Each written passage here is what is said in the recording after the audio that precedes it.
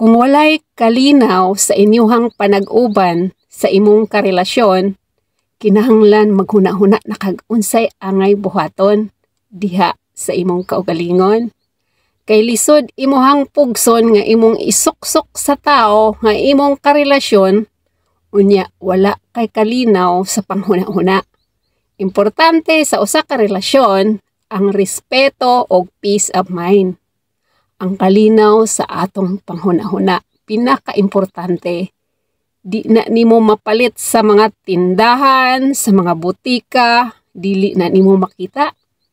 Kung sa inyong relasyon, dili mahatag sa imuhang partner ang peace of mind, sige na lang og gubot ang inyong pagpuyo, maka-stress, maka-depress, dili siya healthy.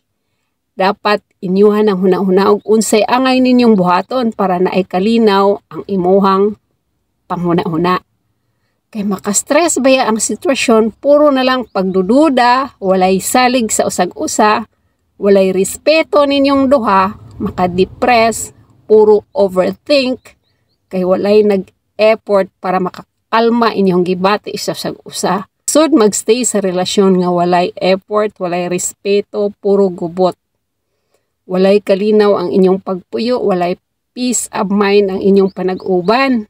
Ayaw sayangi imuhang panahon sa pagstay sa relasyon nga dili healthy para dili maapektuhan imuhang mental health.